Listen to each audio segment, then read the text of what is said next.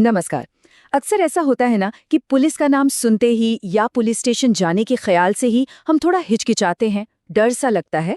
पर आज हम एफआईआर दर्ज करने की पूरी प्रक्रिया को स्टेप बाय स्टेप समझेंगे, ताकि हर कोई अपने अधिकारों को जाने और मजबूत महसूस करे। तो सबसे पहले बात करते हैं एफआईआर की।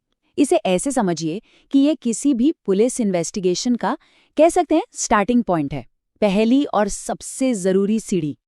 अच्छा, तो इसे थोड़ा और समझते हैं। देखिए, नाम में ही इसका मतलब छुपा है। फर्स्ट इन्फॉर्मेशन रिपोर्ट मतलब वो पहली जानकारी जो किसी संज्ञेय अपराध के बारे में पुलिस तक पहुंचती है, और यही जानकारी पूरे क्रिमिनल जस्टिस सिस्टम को एक्शन में लाती है। तो एफआईआर फाइल करने से पहले ये समझना बहुत ज़रूरी है कि आखिर ये है क्या, और इससे भी ज़रूरी ये जानना है कि पुलिस कब कानूनन इसे दर्ज करने के लिए मजबूर है। जानते हैं? अब देखिए, यहाँ एक बहुत ही इम्पॉर्टेंट बात है। अपराध दो तरह के होते हैं।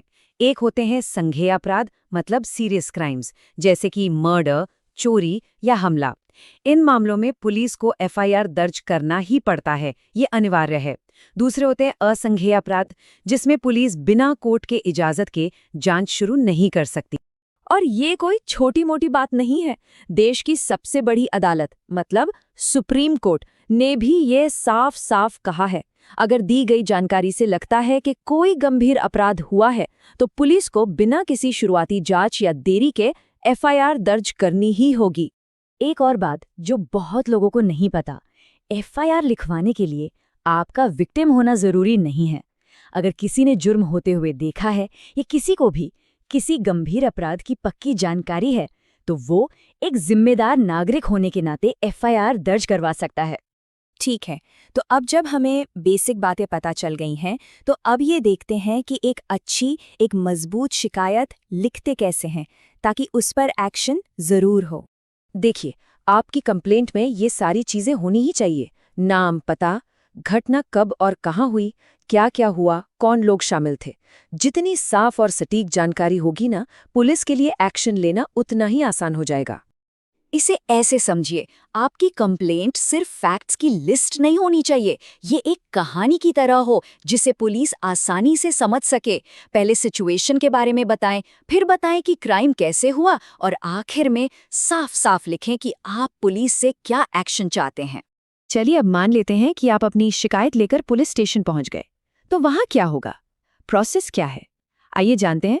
इस पूरे प्रोसेस में एक बात याद रखनी है, ये सारे आपके अधिकार हैं, पुलिस का कोई एहसान नहीं। जानकारी देने के बाद पुलिस उसे लिखेगी और आपको पढ़कर सुनाएगी।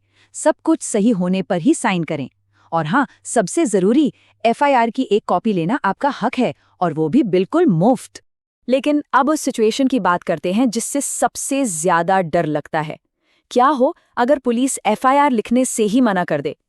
ये प्रॉब्लम बहुत कॉमन है, पर घबराने की जरूरत नहीं है, क्योंकि आपके पास ऑप्शंस हैं। तो सबसे पहले ये जान लीजिए कि अगर अपराध संज्ञेय यानी गंभीर है, तो पुलिस का एफआईआर दर्ज करने से मना करना गैर कानूनी है। बात यहीं खत्म नहीं होती, बल्कि यहीं से आगे का कानूनी रास्ता शुरू होता है। तो अगर ऐसा हो तो आपके पास एक पूरा एस्केलेशन लैडर है, मतलब स्टेप बाय स्टेप आप क्या कर सकते हैं। अगर थाने में एसएचओ मना करे तो आप अपने लिखित शिकायत सीधे एसपी ऑफिस यानी सुपरिटेंडेंट ऑफ पुलिस को भेज सकते हैं। और अगर वहां से भी बात ना बने तो आप सीधे मजिस्ट्रेट के पास जा सकते हैं और कोर्ट पुलिस को एफआईआर लिखने का ऑर्डर दे सकती है। तो आखिर में फटाफट कुछ बहुत जरूरी डूज एंड डोंट्स पर नजर डाल लेते हैं, जो इस पूरे प्रोसेस में बहुत काम आएंगी। मतलब कहानी का सार ये है, साफ साफ बताइए, सच बताइए। कुछ भी बढ़ा चढ़ाकर या घुमा फिराकर कहने की जरूरत नहीं है। जो जैसा हुआ उसे वैसे ही पूरे फैक्ट्स, नाम और तारीखों के साथ बताएं। और हाँ, एक बहुत ही सीरियस वार्निंग, एफआईआर एक बहुत पावरफुल टूल है, लेकिन ये एक जिम्मेदारी भी है। कभी भी झूठी शिकायत दर्ज न करें। अगर आपने जानबूझकर गलत जानकारी दी या पुलिस को गुमराह किया, तो आपके खिलाफ भी कानूनी कार्रवाई हो सकती है। तो देखिए, अपने अधिकारों को जानना ये तो सिर्फ पहला कदम है। असली सवाल तो ये है कि जब जरूरत पड़े तो क्या आप उन अधिकारों के लिए खड़े होने को तैयार हैं? जागरूक बने और सशक्त